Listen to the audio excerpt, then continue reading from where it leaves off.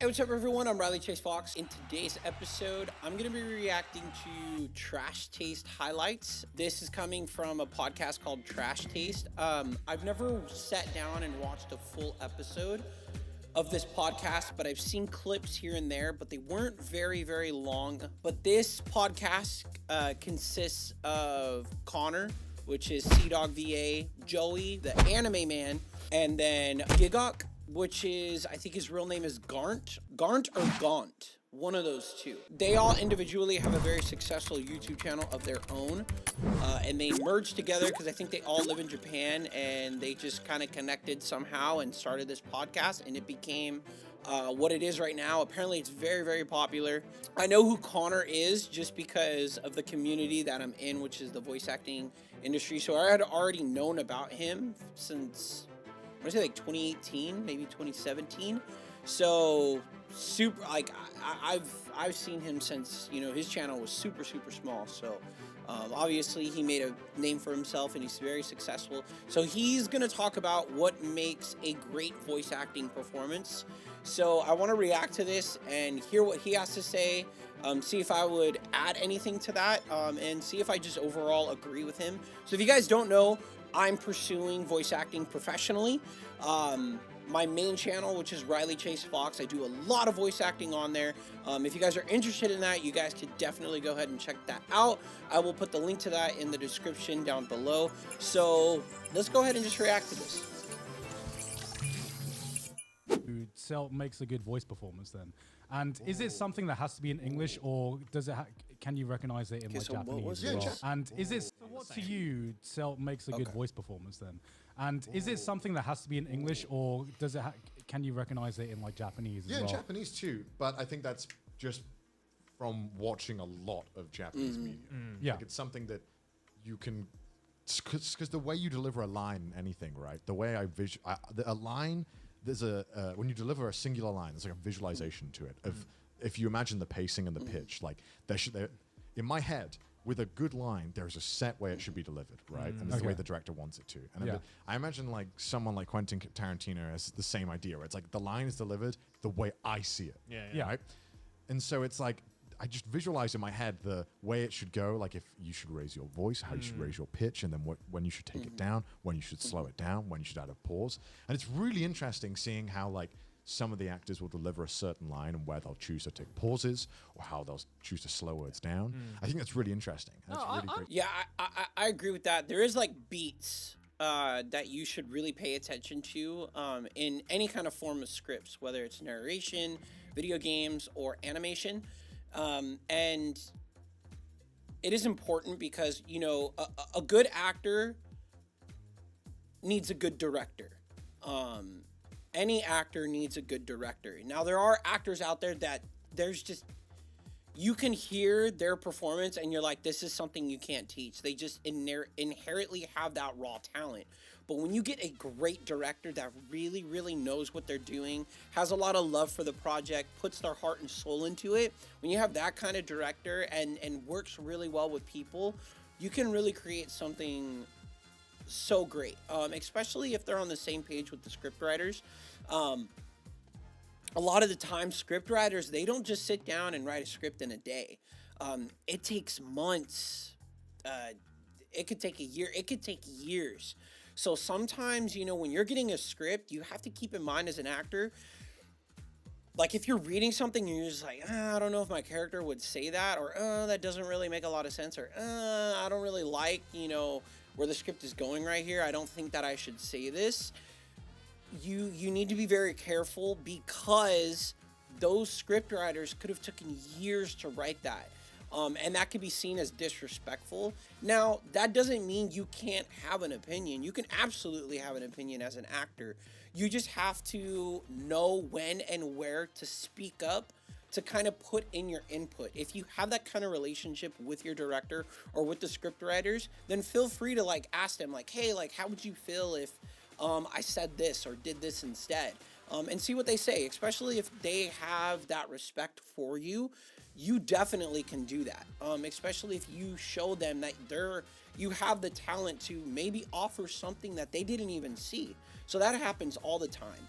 And there's certain like emphases on certain phrases or lines or a certain part in the script that a actor is going to really want to pay attention to really make that part stand out. And a lot of the times you have to keep in mind, you have to know who your target audience is, and you have to know what the show is overall.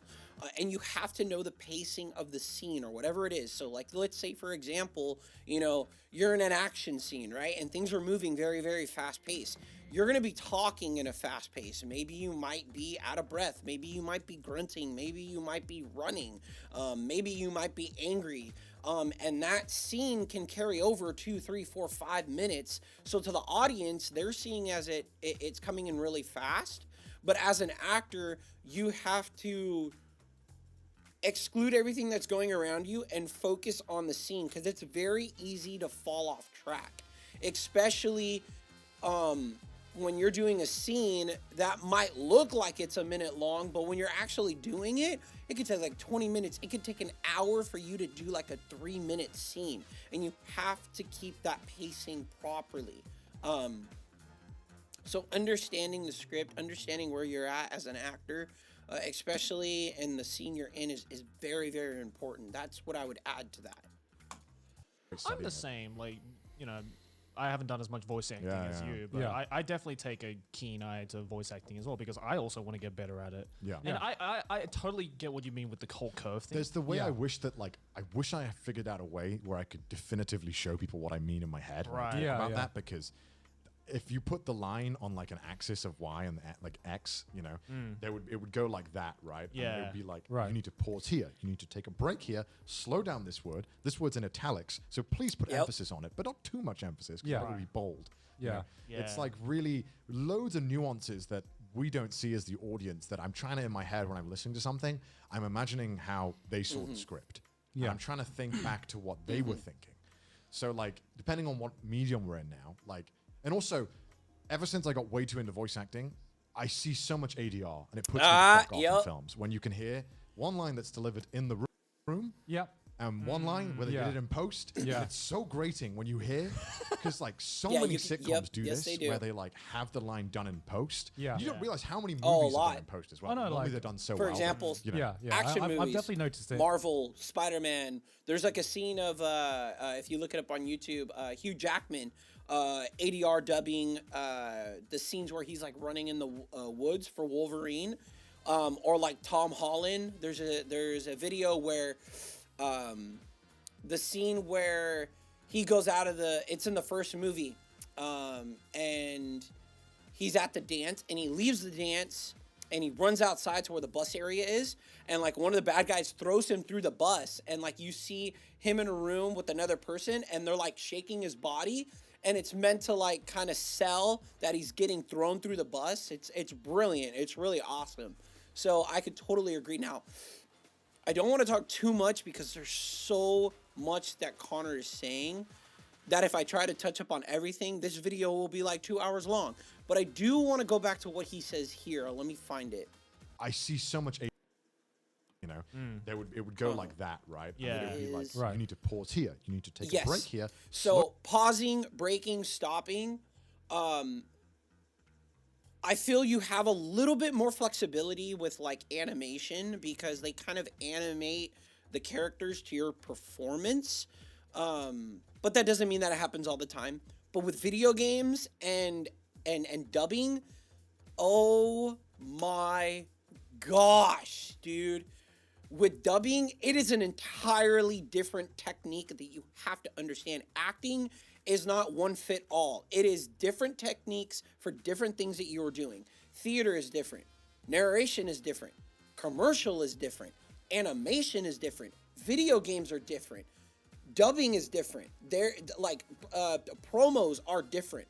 There's so many different techniques to voice acting. It's not just one fits all.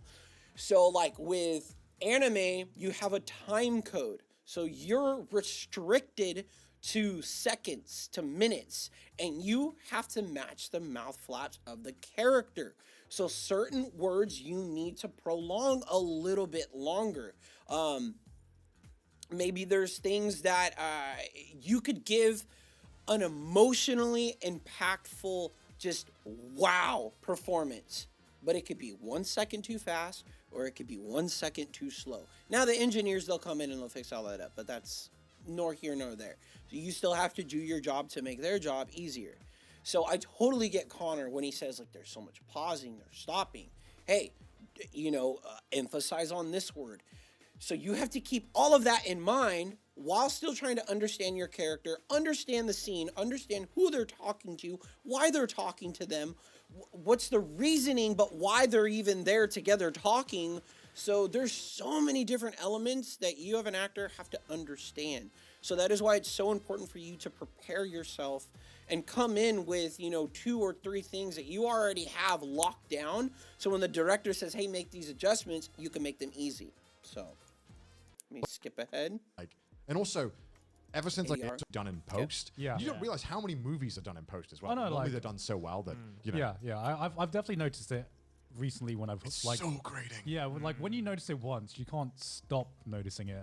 I noticed, and that's the problem I have with watching shows that are dubbed in languages like Italian or whatever, or Dutch. Normally, they have to dub so many shows where they're just pumping this out, and there's not really much given to the sound of it, and it sounds like everyone's in a studio. Every single TV show they're in, no matter where they go.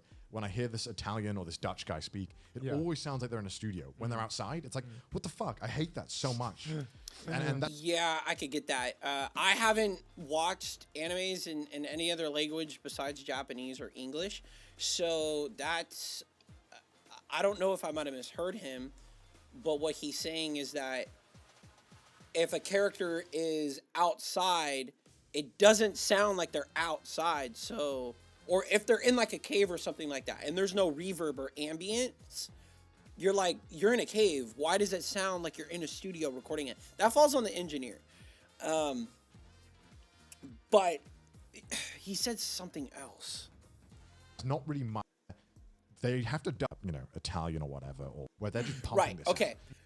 Back then, dubbing was so different than right now. Because right now, you have simulcasts where 1 week it comes out in Japanese and the next week it comes out in English. Okay? Back then, an anime the whole season would come out, and like 4 or 5 months later, the dub would come out in English. So they had more time to work on the show itself. I could be wrong on this, but it is just my opinion. It's like anything.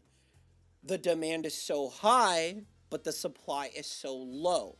So what I mean when I say that is that I have heard some English dubs where I have love for the voice actor, for everyone that are working on the project, but it does not sound good.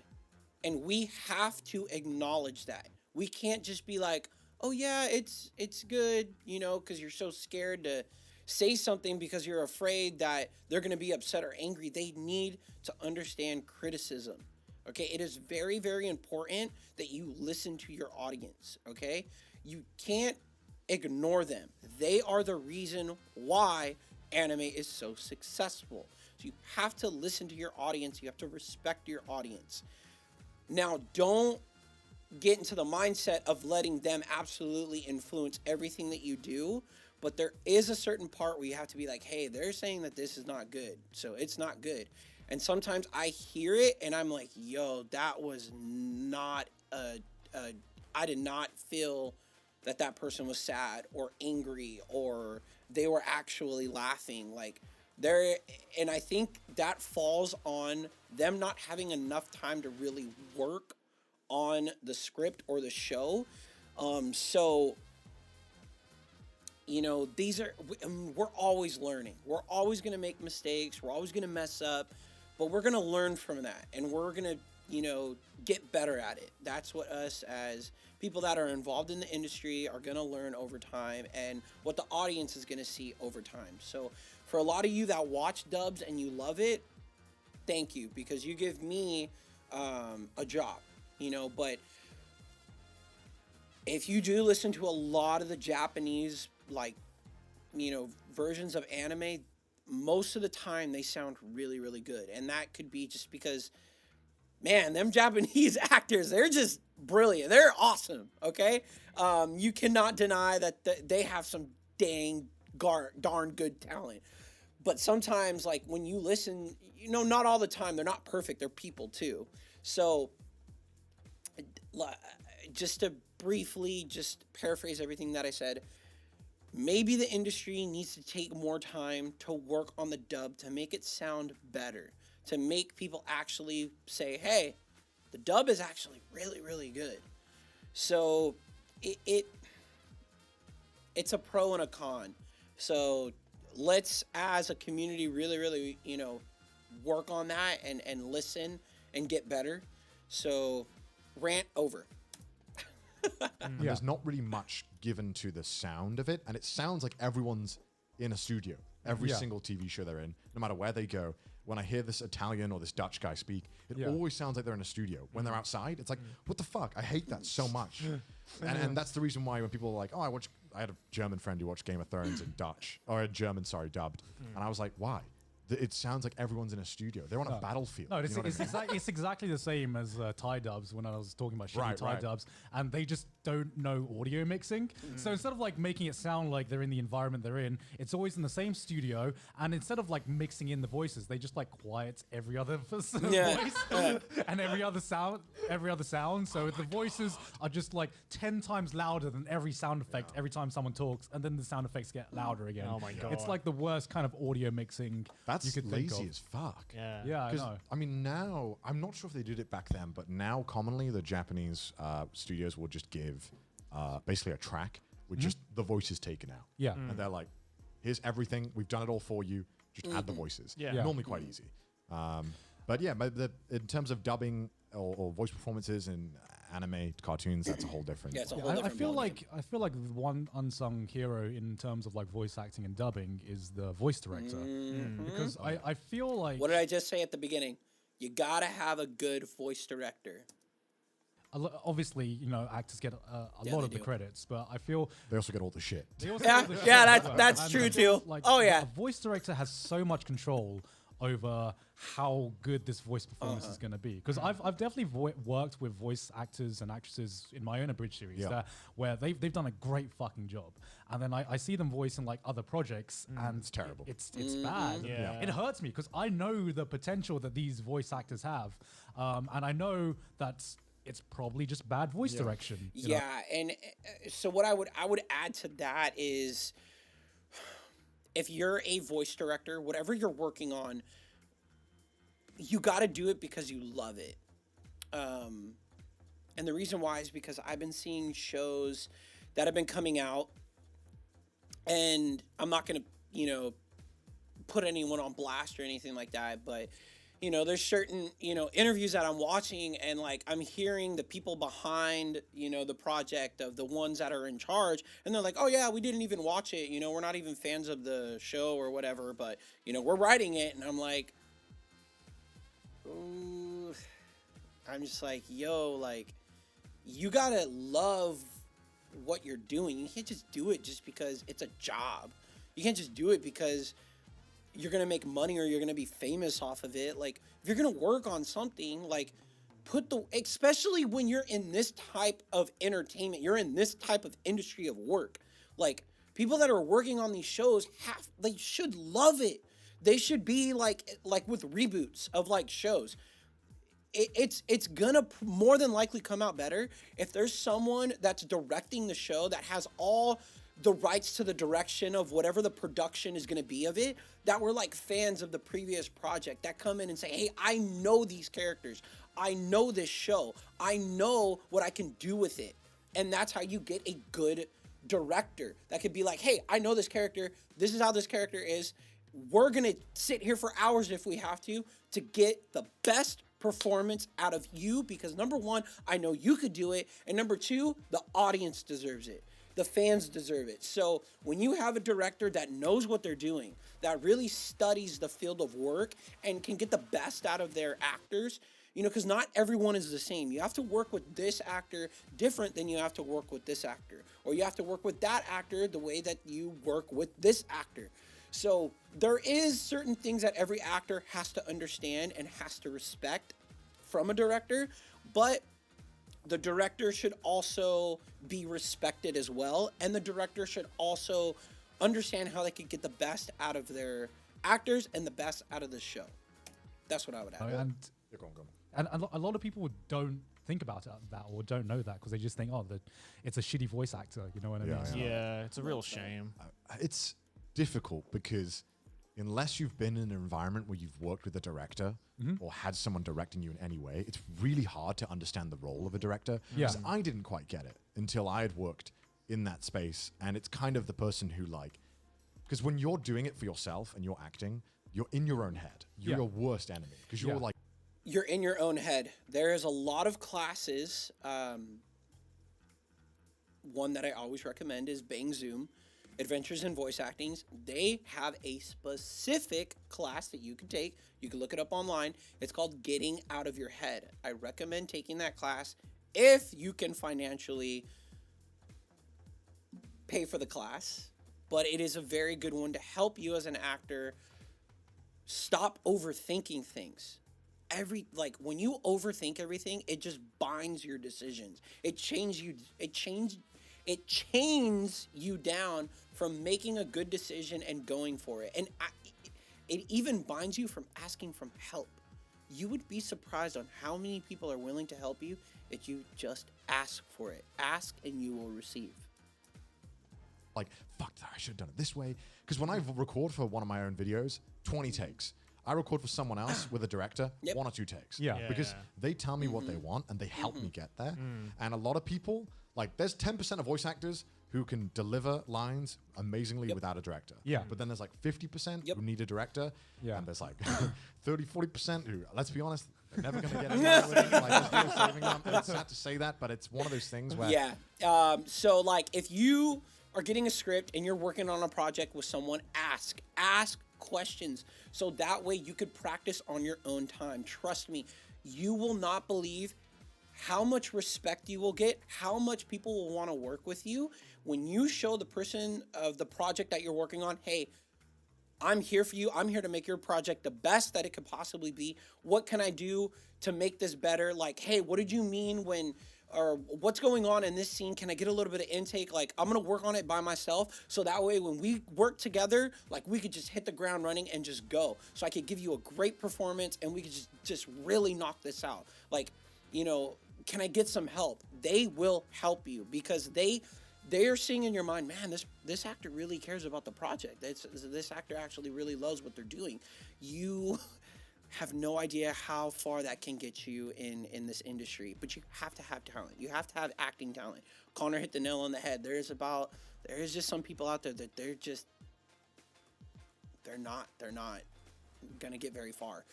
I've worked with actors to where I send them a script, they record the lines, and I trust them, and I'm like, okay, they know. Yeah, they know. But most of the time, if I'm working with someone for the first time, I want to direct them just because I want them to understand what my vision is, where I want to go, what I want going on in this scene. Because as Connor said earlier, there's things that I wrote the script, I know how I want this to be delivered, and then you as a director have to help your actors understand that. So I totally agree with everything Connor just said right there. You do need a good ear somewhat. It's a skill. Absolutely. It's definitely a skill. And you could train that skill. I think I'm a much better voice director than I am a voice Yeah. actor. Even though I've done both, I try to insert my own voice as little as possible whenever I'm doing any kind of voice work that I've done before. But I really enjoy directing because it's definitely a unique skill because I've seen how other people direct their work as well, and everyone has a different style. Some are just not effective at all. Some voice directors, they have no idea what they want. And it's just on the voice actor to save the performance somehow. And that's where I say going back to what I said earlier,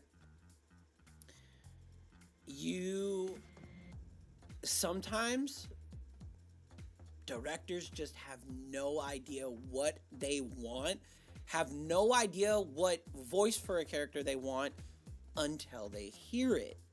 When they hear it, they're like, that's it. That's what I'm looking for.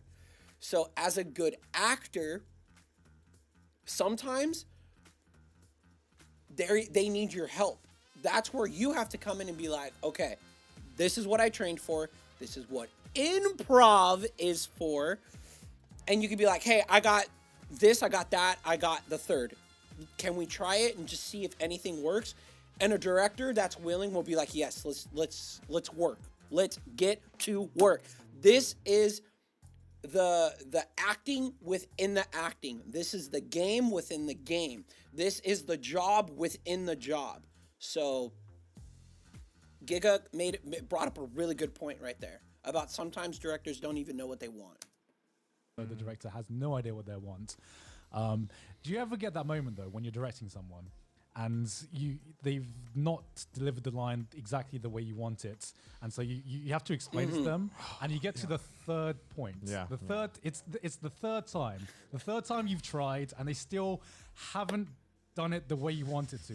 Do you continue? Like, do you continue trying to explain it to them, or do you just go with one of the? Before Connor says anything, yes, I will keep going, just because I'm not a giver upper. You know, I always want to.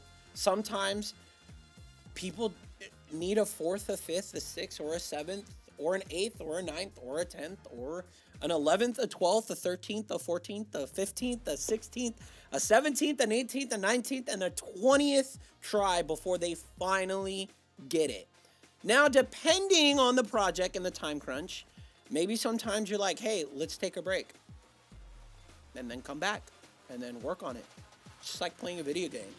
When I used to play video games and I couldn't get past a part and I would get frustrated and mad, and before I would break my controller, like, before I would throw my ground and cause an earthquake in the San Andreas faults, I would walk away from the game and I'd come back with a clear mind, and I could understand a little bit more, and then I would pass the level. So that's what I would say before Connor makes his say. Normally, I would try my best to explain it to them. Yeah. Worst case scenario, I'll do a line read, which a line read is, you don't normally do it. It's not unprofessional, but it wastes a lot of time, which is where the director will deliver the line and he'll be like, just copy what I just did. Yeah. And that's what I'll do on the worst case scenario. And if they can't do that, then it's like, fuck. Like, this is gonna be bad. Yeah. Like, if they can't hear what I just did, and then they can't replicate it, that means that they have no idea what I just did. Yeah. In my head, I'm like, okay, they don't even see what I did. They don't know what they're doing. It's the worst feeling in the world, isn't it? It's pretty awful. Yeah, he to end that. Yeah, the line read. Like you said, it's not unprofessional, but if it's done, take that as a sign as you got some things to work on as an actor, and don't feel like defeated. As an actor, take every opportunity as a challenge and just say, okay, this is what I learned. This is what I found out what my weaknesses are, and this is what I need to get better at.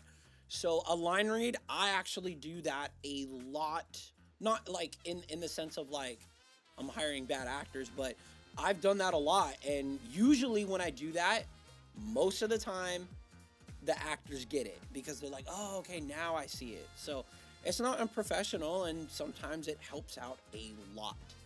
So if that does happen and they still don't get it, yeah, it's like, fudge, bro. Okay. Then you have to improvise and then really learn and understand the actor that you brought on. So, and then you just go from there based on the situation. Hey, that was my reaction to Trash Taste's what makes a great voice acting performance. Didn't really hear too much from Joey, but Giguk and Connor, especially Connor, brought up some fantastic points. And I agreed for the most part with everything that they said. I don't have any disagreements. I just had things that I added. So, hey, did you guys learn something from this? Did you guys appreciate this? I know I appreciated it. I love this. I did not see myself having as much fun as I did watching this video. We're already at like 30 minutes and it's felt like an hour. If you watch this video, thank you. I appreciate it. I don't know why you watch my videos, but you do. And for that, I am very, very thankful. So until next time, I will see you in the next episode. Deuces, later, bye.